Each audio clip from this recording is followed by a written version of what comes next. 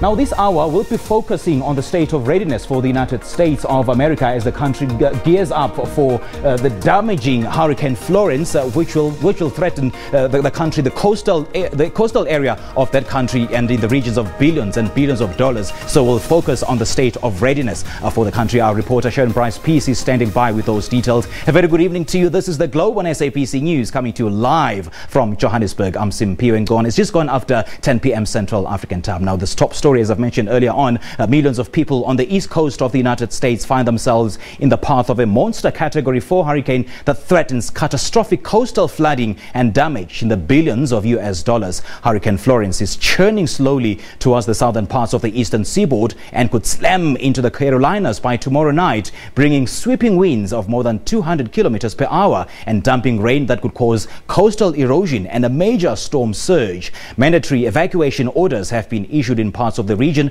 while university campuses, schools and factories have been shut. This is Florence, a mammoth Category 4 hurricane that could strengthen to a Category 5 over the next 24 hours. Beach communities in North and South Carolina shoring up supplies, with more than 1 million people ordered to evacuate the coastline in 3 states. Lives cannot be replaced, and we want to hammer that importance home. This is not going to be a glancing blow. This is not going to be a tropical storm. This is not going to be, one of those storms that hit and move out to sea. This is going to be, a Mike Tyson punch to the Carolina coast, and then it's going to have very heavy rains, that as Steve alluded to, it's going to stall. So we're looking at inland flooding. We're looking at, coastal storm surge. The best job we did was Puerto Rico. President Donald Trump has cancelled a campaign rally in Missouri to focus on the approaching storm and has already declared states of emergency in North and South Carolina and Virginia. He posted this message on Twitter Wednesday.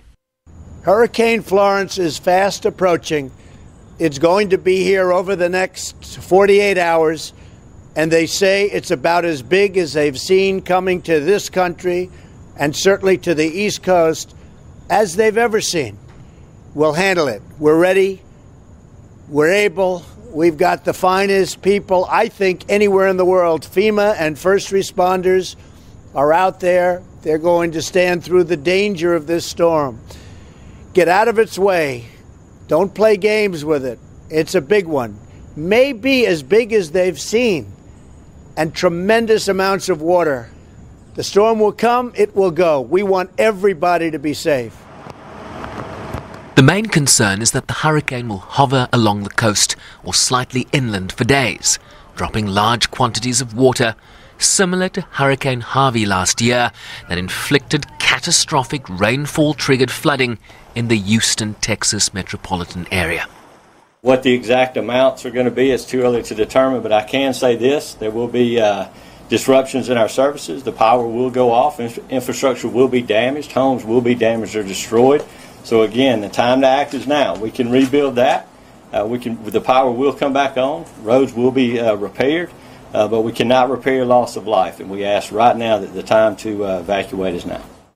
As the most powerful storm to make a direct hit on the eastern states in decades approaches. The National Weather Service says Florence will likely be a storm of a lifetime for portions of the Carolina coast. And here's the kicker. She is the most dangerous of 3 tropical storms currently formed in the Atlantic Ocean. Tropical Storm Isaac is expected to track south of the U.S. territory of Puerto Rico. Puerto Rico, of course, which saw close to 3,000 deaths from Hurricane Maria last year, while Hurricane Helene over there is expected to track northwards away from land. Sharon Bryce-Peace, SABC News.